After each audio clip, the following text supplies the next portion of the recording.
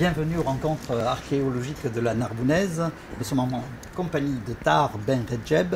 Vous êtes ingénieur d'études au service régional d'archéologie de la DRAC, Hauts-de-France. Oui, exactement. Oui. C'est l'ancienne région Picardie. Alors c'est une partie, c'est-à-dire que la région de France est maintenant constituée de l'ex-Picardie et l'ex-région Nord-Pas-de-Calais. Et vous êtes venu présenter un DVD, L'art de lire les traces. Exactement. Alors les traces, quelles sont-elles? Ce sont toutes les traces laissées dans le sol par les civilisations qui nous ont précédées, pour faire assez rapide. Donc elles sont multiples, ça peut être des vestiges de construction, d'architecture, mais c'est également tous les objets de la vie quotidienne qui ont été rejetés, abandonnés, perdus par ces civilisations anciennes. Alors par où commencer en fait? Les traces, il peut y en avoir des infimes, il peut y en avoir des sites grandioses. Oui, donc pour la région dont je viens, il n'y a pas de pyramide, il n'y a pas d'amphithéâtre comme on peut avoir soit en Égypte, soit dans le sud de la France. C'est souvent des vestiges, des traces assez fugaces d'ailleurs, puisqu'on a une architecture qui est assez restreinte, c'est-à-dire à base de bois et de torchis. Et ce qu'on va souvent rencontrer, ce sont des vestiges, c'est-à-dire des trous de poteaux correspondant à ces élévations de bâtiments. Donc en fait, ces études spécifiques finalement réunissent, mobilisent des connaissances et des compétences aussi très pratiques, on va dire de plusieurs métiers. Ah oui, c'est ça. Maintenant, l'archéologue qui prétendrait avoir l'ensemble du champ des connaissances nécessaires n'existe pas, fort heureusement. Donc il y a l'archéologue de terrain qui peut avoir également certains axes de recherche assez particuliers, mais qui est accompagné par un grand nombre de spécialistes qui s'agrandissent de plus en plus. Alors, quelles sont les spécialités qu'il pourrait y avoir dans ce domaine, la recherche de traces? Il y a déjà les spécialistes de la céramique, par exemple, les céramologues. Il y a beaucoup de noms en hogue. Donc les carpologues qui vont étudier les graines, les palynologues qui vont étudier les pollens, ce qui va permettre d'avoir une idée de l'environnement des civilisations passées ou de ce qu'ils pouvaient consommer. Il y a les archéologues qui étudient les ossements animaux. Donc là, ça va nous permettre d'avoir des idées sur les techniques d'élevage et sur les espèces qui étaient consommées. Alors les technologies évoluent, on ne fait pas que gratter, fouiller le sol, il y a aussi des outils high-tech aujourd'hui qui permettent de décrypter, de lire ces traces, de les trouver et de les lire ensuite et de les comprendre.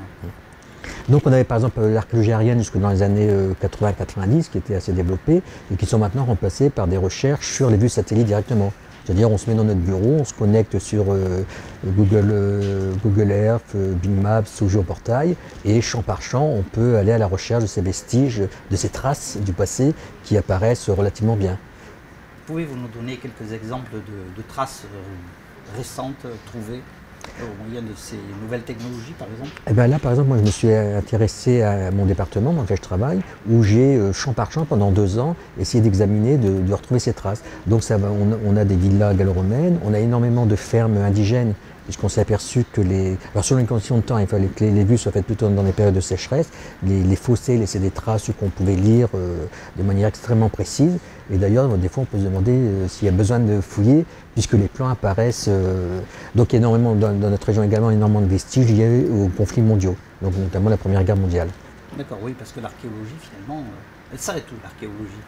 Ah ça c'est ça, c'est un grand débat. Donc en fait ça dépend, il y a 2 écoles. Il y a l'école anglo-saxonne qui estime que l'archéologie s'arrête hier, et puis il y a l'école française où c'est un peu plus difficile à admettre, où en règle générale, l'archéologie de moins de 100 ans, ça a souvent été considéré comme n'étant pas de l'archéologie. Ainsi les fouilles du site, des sites de la guerre 14-18, il y a 10-15 ans, c'était pas considéré comme l'archéologie. Alors maintenant, surtout avec le centenaire de 1918, donc 2018, c'est un peu la mode. Pour donner un autre exemple de fouille récente, il y a une fouille il y a quelques années sur le lieu de tournage du film de Jacques Demy, Peau d'âne.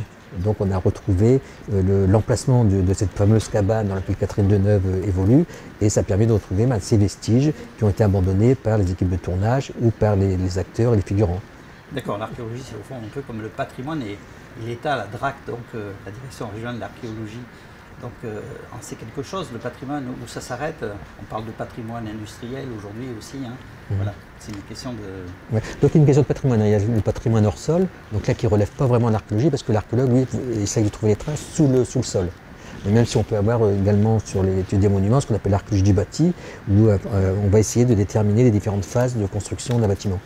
Alors, l'art de lire les traces, alors, vous avez des lunettes particulières, vous avez des codes, Oui, bon, c'est un peu l'expérience acquise, c'est-à-dire que dès lors que l'on va enlever la terre végétale qui masse ses vestiges, qui se trouve souvent à l'interface terre végétale et substrat géologique, et ben c'est des différences de couleurs qui vont nous indiquer l'emplacement de vestiges, de sites archéologiques, hein, notamment des fossés, puisque le comblement du fossé sera d'une couleur différente que le substrat qui l'entoure.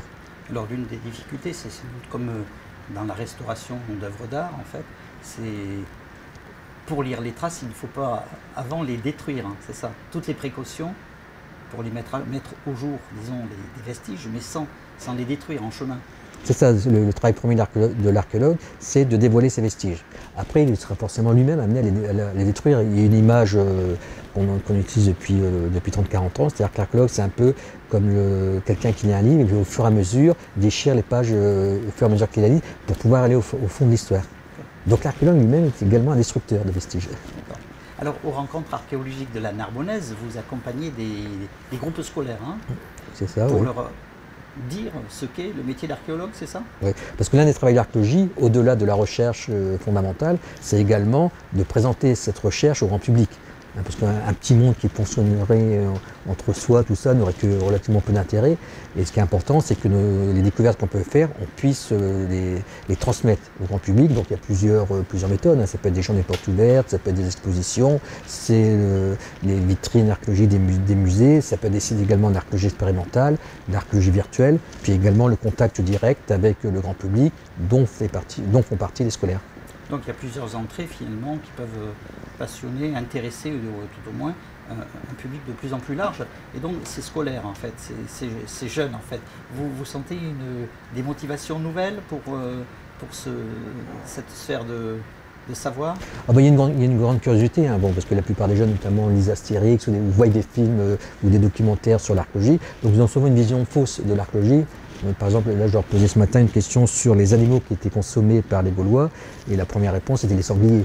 Or on sait que c'est faux, puisque on arrive à faire des comptages de statistiques sur les espèces qui sont consommées, et le sanglier, c'est de l'ordre de 3-5%, grand maximum, des vestiges qu'on peut retrouver, puisque c'était des animaux qui étaient chassés et qui étaient consommés essentiellement par l'aristocratie gauloise. D'accord. Et alors, que mangeait-il alors le Gaulois de base? Il mangeait comme nous. En fait, il mangeait les produits issus de l'élevage, donc le porc, le mouton et le bœuf, et éventuellement du cheval. Mais le cheval, on le mangeait une fois qu'il avait bien servi dans les champs. Et ainsi que le bœuf, c'est-à-dire que c'était des animaux qui avaient avant tout une utilité pour tirer les charrues, etc. Et puis une fois qu'ils étaient un peu usés, là on pouvait les manger. Alors, quels sont les autres aspects qui les intriguent à ces jeunes? Après, il y a souvent la notion de trésor. C'est-à-dire, est-ce qu'on découvre des trésors, combien ça coûte, ou bien des questions bassement matérielles, si je trouve quelque chose à qui ça appartient. Donc vraiment des questions terre à terre. Puis après, bon, ça dépend des classes, hein. Là, j'avais ce matin des classes de CE1 et de CM2. Mais les classes de CE1, le programme d'histoire n'étant pas encore à leur programme, donc ils ont du mal à se placer dans le temps. Qu'est-ce que c'est que la préhistoire? Souvent, ceux qui recherchent les dinosaures, c'est la même chose que les archéologues, donc il faut leur expliquer. Déjà qu'il n'y avait pas d'hommes qui vivaient du même temps que les dinosaures, parce que ça, ils ont du mal à le comprendre. Et puis après, c'est l'échelle de temps, quoi. Entre 65 millions d'années et 5 ou 6 millions d'années, date d'apparition des premiers préhumains, ils ont du mal à voir un peu à s'y situer, quoi. Bien, merci Tahar Ben Redjeb de nous accompagner ici avec les scolaires donc, pour nous faire découvrir ce métier qui en fait a de l'avenir, le métier d'archéologue. Espérons-le.